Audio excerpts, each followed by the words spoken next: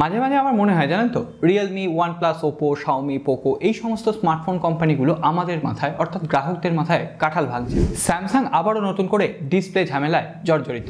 Hello বন্ধুরা, কেমন আছেন সবাই? আজকের আরও একটা ইন্টারেস্টিং টেক নিউজ নিয়ে আমি প্রিয়তোষ আপনাদের সামনে। ঈদ তো চলে এলো, কেনাকাটা সব কমপ্লিট। যাই হোক, আজকের টেক নিউজে আমরা প্রথমেই কথা বলবো উইন্ডোজ 11কে নিয়ে।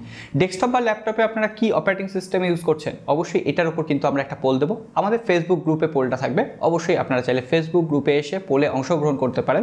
এছাড়াও ফেসবুক গ্রুপে অনেক আড্ডা চলছে, অনেক ইম্পর্টেন্ট তর্কাতর্কি চলছে, সেগুলো আপনারা এনজয় করতে পারেন। যাই হোক, উইন্ডোজ 11 মাত্র 1.44% মানুষ ইউজ করছেন গ্লোবালি। উইন্ডোজ 11 একেবারেই মোটামুটি ফ্লপ লাগছে প্রথম থেকে। পরে হয়তো যখন উইন্ডোজ 10-এর আপগ্রেডেশন বন্ধ হয়ে যাবে তখন হয়তো লোকে উইন্ডোজ 11-এ আপগ্রেড করবেন। এখনও পর্যন্ত আমারও নিজের মনে হয় উইন্ডোজ 10 সব থেকে বেশি স্টেবল একটা অপারেটিং সিস্টেম। উইন্ডোজ 10 ইউজ করছেন মোটামুটি গ্লোবালি 80%-এর ওপরে মানুষ। অন্যদিকে উইন্ডোজ 7 ইউজ করছেন এবং 8 ইউজ করছেন।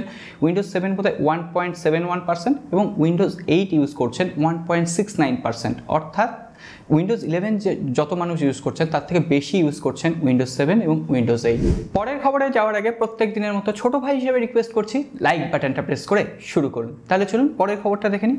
পরের খবরে বলবো, আপনারা কি আইফোন ইউজ করেন, অ্যান্ড্রয়েডে শিফট করতে চাইছেন, কিন্তু আপনাদের প্রথম যে সমস্যাটা হবে আইফোন থেকে অ্যান্ড্রয়েডে ডেটা শিফট করা অর্থাৎ ডেটা ট্রান্সফার করা। তো সেক্ষেত্রে অ্যান্ড্রয়েডে একটা নতুন অ্যাপ্লিকেশন সামনে চলে এসেছে এবং তার নাম হচ্ছে সুইচ টু অ্যান্ড্রয়েড। এই অ্যাপ্লিকেশনটা আপনি জাস্ট প্লে স্টোর থেকে ডাউনলোড করে নিন। অ্যান্ড্রয়েডের সমস্ত ডেটা কোনো রকম নির্ঝঞ্ঝাট ছাড়াই আপনার মেসেজ হতে পারে, কল হিস্ট্রি হতে পারে, এমনকি হোয়াটসঅ্যাপ চ্যাট ব্যাকআপও এই একটা অ্যাপ্লিকেশনের মাধ্যমেই আপনি আইফোন থেকে আপনার অ্যান্ড্রয়েডে শিফট করতে পারবেন। অবশ্যই একটা ভালো অ্যাপ্লিকেশন এবং এটা কিন্তু গুগলের নিজস্ব অ্যাপ্লিকেশন, অবশ্যই ট্রাই করতে পারেন। আপনারা যারা আমাদের নিয়মিত টেক নিউজগুলো ফলো করেন তারা জানেন এলন মাস্কের সঙ্গে টুইটারের কিন্তু একটা বিরোধ চলছে। আর এলন মাস্ক যেদিন টুইটারের প্রথম শেয়ার কিনেছিলেন সেদিনই কিন্তু এলন মাস্ক টুইটারের থেকে একটা পোল রেখেছিলেন যে টুইটারে এডিট বাটন দেওয়া যায় কিনা বা এডিট বাটন কতজন চান। তো সেক্ষেত্রে টুইটার তার দাবি মেনে নিয়ে এডিট বাটনের উপর কাজ করছে। এমনকি বলা হচ্ছে খুব তাড়াতাড়ি ব্লু টিক যারা ব্যবহারকারী রয়েছেন টুইটারে, যারা একদম প্রিমিয়াম সাবস্ক্রাইবার রয়েছে বা প্রিমিয়াম ফলোয়ার রয়েছে, তাদেরকে খুব তাড়াতাড়ি এডিট বাটনে সুবিধা দেওয়া হবে। তারপরে আস্তে আস্তে ধাপে ধাপে সকল ইউজারকে টুইটার এডিট বাটনে সুবিধা দেবে। এরপরে একটু রিয়েলমির সাথে ওয়ানপ্লাসের সমঝোতার কথায় আসি। ওয়ানপ্লাস বলে আর কোনো স্মার্টফোন ব্র্যান্ড নেই আমার মতে, কারণ ওয়ানপ্লাস যে সমস্ত স্মার্টফোন লঞ্চ করছে সেগুলো লঞ্চ না করাই ভালো। এই যেমন ওয়ানপ্লাস নট 2 লাইট, অনেকেই ভেবেছিলেন এই স্মার্টফোনটা একটা 20,000 রুপিতে সেরা স্মার্টফোন হবে, কিন্তু এই স্মার্টফোন তো অলরেডি লঞ্চ করে গেছে। হ্যাঁ, ঠিকই বলছি, এই স্মার্টফোনটা লঞ্চ করে গেছে রিয়েলমি 9 প্রো নাম নিয়ে। আমরা আজকে ওয়ানপ্লাসের যে অফিসিয়াল ওয়েবসাইট আছে বা টিজার পেজ আছে সেখান থেকে ওয়ানপ্লাস নট 2 এই লাইট এই ফোনটার কিন্তু ফার্স্ট লুক দেখতে পেয়েছি এবং সেই ফার্স্ট লুক দেখেই মনটা ভেঙে গেছে, কারণ এই ফোনটা হুবহু রিয়েলমি 9 প্রো এর মতো দেখতে। তো সেক্ষেত্রে স্পেসিফিকেশনও মোটামুটি একদম সেম। 6.59 ইঞ্চির একটা আইপিএস এলসিডি প্যানেলের ডিসপ্লে, 120 হার্টজের রিফ্রেশ রেট, কোয়ালকম স্ন্যাপড্রাগন 695 একটা 5G প্রসেসর, 64 মেগাপিক্সেলের ট্রিপল রেয়ার ক্যামেরা, 16 মেগাপিক্সেলের সেলফি ক্যামেরা, 5000 মিলিঅ্যাম্পিয়ার ব্যাটারি, 33 ওয়াটের ফাস্ট চার্জার সাপোর্ট। তো সেক্ষেত্রে এই ফোনটা ইন্ডিয়ান মার্কেটে কত হবে? 17 থেকে 18,000 রুপি। তাহলে এই ফোনটা লঞ্চ করার মানে কি?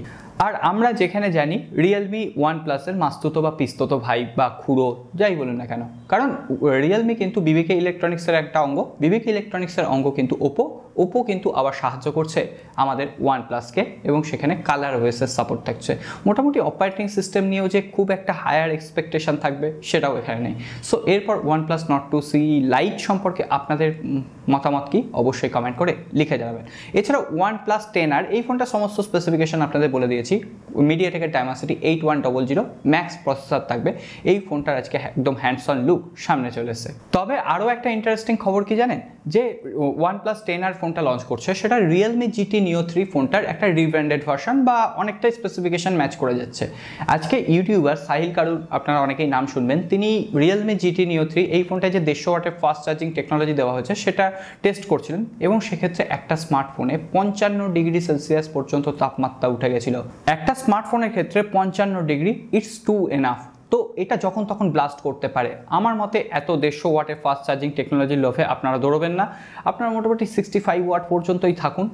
150 ওয়াটের চার্জিং টেকনোলজিকে একটু স্টেবল হতে দিন, আগে দেখুন ওটাই কোনো অঘটন ঘটছে কিনা, তারপরে 150 ওয়াটের চার্জিং টেকনোলজি যদি কোনো অঘটন না ঘটে তবেই আমাদের বেছে নেওয়া উচিত। আজকে ভারতবর্ষের বিআইএস সার্টিফিকেশন সেকশনে ভিভো X80 সিরিজের 3টে স্মার্টফোন কিন্তু এনলিস্টেড হয়েছে, ভিভো X80, X80 Pro এবং X80 Pro Plus। এখনো পর্যন্ত যেটুকু খবর রয়েছে X80 Pro Plus এখানে কোয়ালকম স্ন্যাপড্রাগন 8 জেনারেশন 1 প্রসেসর থাকছে এবং X80 এবং X80 Pro এই দুটো স্মার্টফোনে কিন্তু মিডিয়াটেকের চিপসেট থাকবে। একটাই হচ্ছে মিডিয়াটেকের ডায়মেনসিটি 8000, একটাই মিডিয়াটেকের ডায়মেনসিটি 9000। পোকোর তরফ থেকে আরও একটা কম দামি স্মার্টফোন কিন্তু লঞ্চ করতে চলেছে, পোকো C40। এখনো পর্যন্ত যেটুকু খবর রয়েছে এই ফোনটা কিন্তু ইন্ডিয়ান মার্কেটে 7000 রুপির নিচে লঞ্চ করবে এবং বাংলাদেশে 10 থেকে 11000 টাকায়। পোকো C40 তে MIUI যে মেন ভার্সন সেটা থাকছে না, MIUI গো ভার্সন থাকছে। এমনকি এখানে কোয়ালকম বা মিডিয়াটেকের কোনো প্রসেসর থাকছে না, হতে পারে এখানে ইউনিসক SoC বা এই ধরনের কোনো চিপসেট থাকতে পারে। সো দেখা যাক এই স্মার্টফোনটা কি স্পেসিফিকেশনে আসে। এছাড়াও আমি কয়েকদিন ধরে একটা স্মার্টফোনের খবর বলছিলাম, Xiaomi CiviS।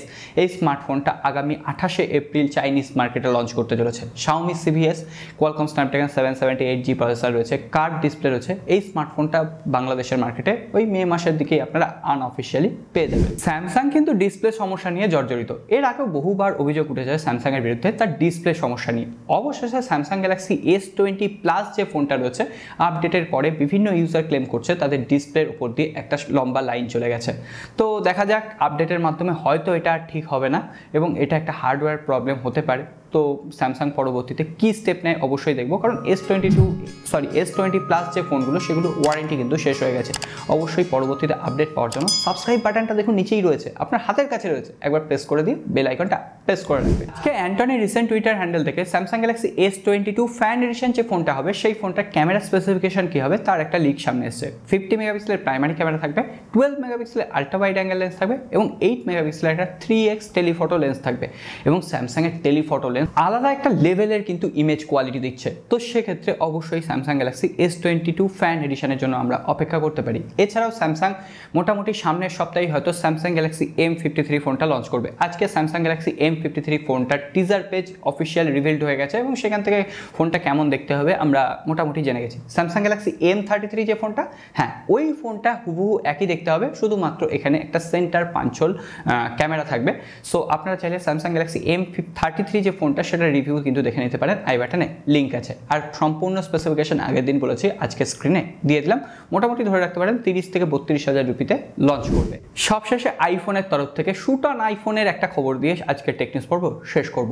World wide iPhone কিন্তু একটা কম্পিটিশনের আয়োজন করেছিল, যে কম্পিটিশনে বলা হয়েছিল যে আপনারা ছবি তুলবেন এবং সেই ছবিগুলো অ্যাপেলকে পাঠালে অ্যাপেল তার থেকে সেরা 10 জন বিজয়ীকে বেছে নেবে। এটা কিন্তু ওয়ার্ল্ড ওয়াইড বলছি, সারা পৃথিবী জুড়ে।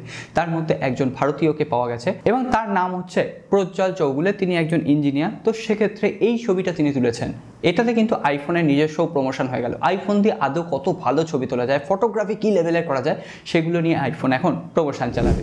কেমন লাগছে আইফোনের এই ধরনের বিজনেস স্ট্র্যাটেজি অবশ্যই কমেন্ট করে লিখে জানাবেন। আজকে আর টেক নিউজ বড় করছি না। আর হ্যাঁ, আগামীকাল আমাদের Q&A এপিসোড আসছে, অবশ্যই কমেন্ট করে আপনার যদি কোনো প্রশ্ন থাকে জানাবেন। আপনারা ফেসবুক গ্রুপেও প্রশ্ন করতে পারেন, কারণ ফেসবুক গ্রুপ থেকেও আমরা অনেক প্রশ্ন নেব। ফেসবুক পেজেও আপনারা চাইলে আমাদের ভিডিওগুলো এনজয় করতে পারেন। আজকে আর কথা বাড়াচ্ছি না, সাবস্ক্রাইব আর বেল আইকনটা প্রেস করে রাখবেন। দেখা হবে আগামীকাল।